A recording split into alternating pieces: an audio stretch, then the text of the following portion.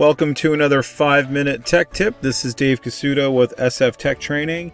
In this video, you're going to learn about autofill and all the wonders of autofill. There's so many different ways to apply this feature.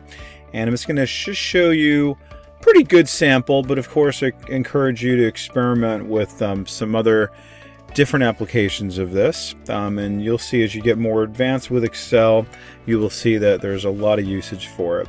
So let's just go ahead and start off with our months over here. So let's just say, for example, I want to do the whole sequence of months. You will see that built into Excel is the ability to just click and drag down just like that, and I can do autofill. Now notice what I did. I moved my mouse right to the lower right of my selected cell, and you'll see that there's a little green box which is going to allow me to do that. So I'm going to do now for days of the week, and you can see just like that. Now what you could also do is go across, right? You don't have to necessarily be going just from the top down. You can also be going from left to right across columns, and you can also do it in the middle of the sequence. Like for example, I'm just going to say Wednesday, but this time I'm going to abbreviate it. So what I'm going to show you here is you can abbreviate it, and you can do it in the middle of the sequence, and you can go across.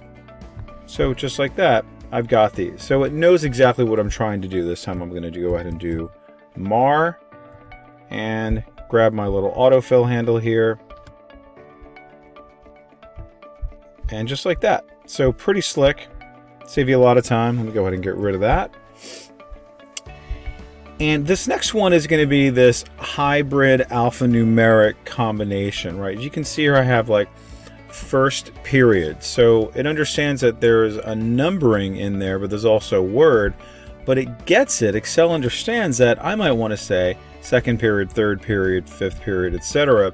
And it's going to add it up there for me automatically. So anytime you have something like that in there, that's going to be a combination of two different words, but it understands that there's going to be part of a series like first, second, third, it's going to automatically add those in there. Again, huge time saver. Now let's move on to dates. This is pretty cool. Watch this. I'm just going to go ahead and click and drag, come down here, and you'll notice what Excel automatically does. It automatically puts in the date sequence of all the days in a row. Maybe that's what I want, maybe that's not what I want, okay? I want you to notice here in the lower right, when you do autofill, you're going to see this Autofill Options box appear. When you click on that, you're going to get a lot of different options, okay, where you can actually just copy the cells. Maybe I wanted to do nothing but March 1st. I could do that. Fill the series, that's what it just did. Excuse me. Fill the formatting, right? Because maybe I love the formatting of this and I wanted to just fill the formatting. It could be everything you want to be dollar signs, whatever it is. They give you lots and lots of choices.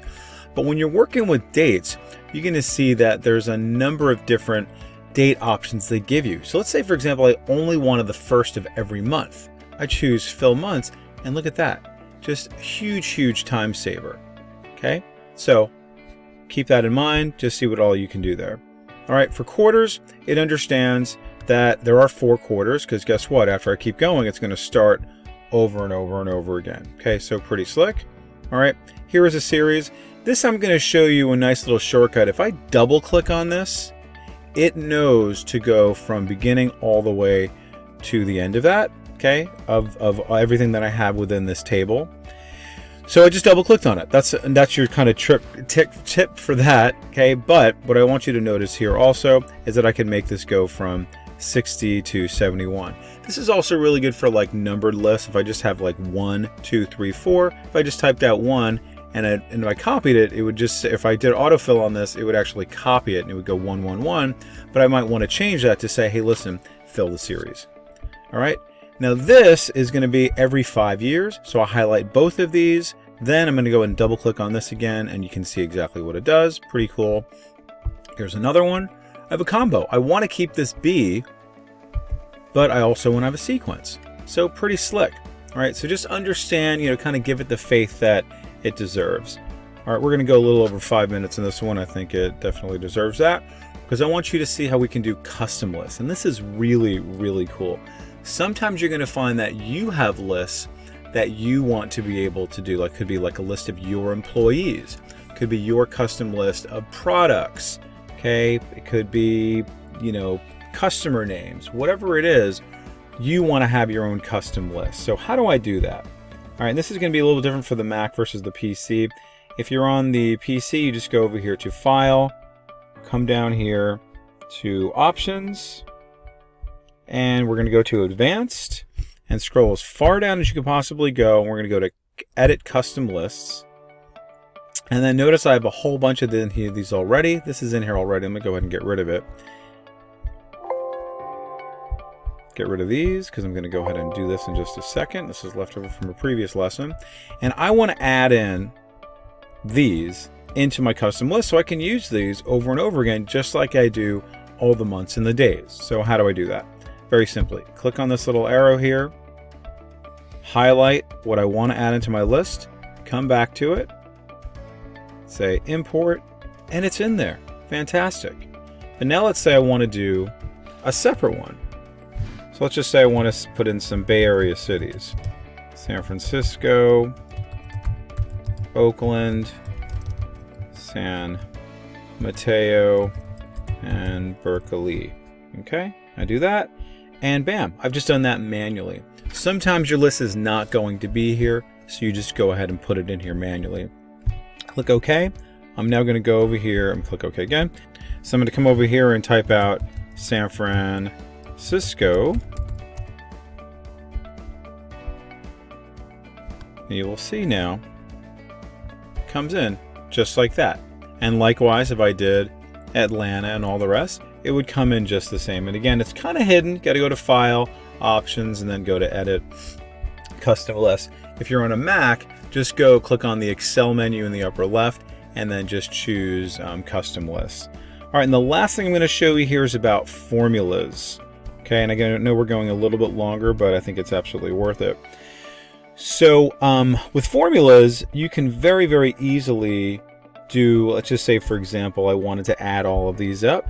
So auto sum, that's super easy. But if I don't want to have to do that again, I can also do it going across just like that. And it's taken my formula here and it's applied it here. This is known as a relative reference.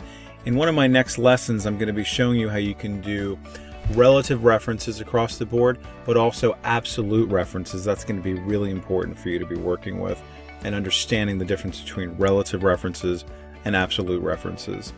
Okay, and then the other thing that I showed you before, let me just go ahead and change this, kind of alluded to this. If I like this one and I want to make all the rest of these the same type of format, if I do my autofill across here, you're going to see it thinks that I want to just copy it, but really what I want to do is fill the formatting.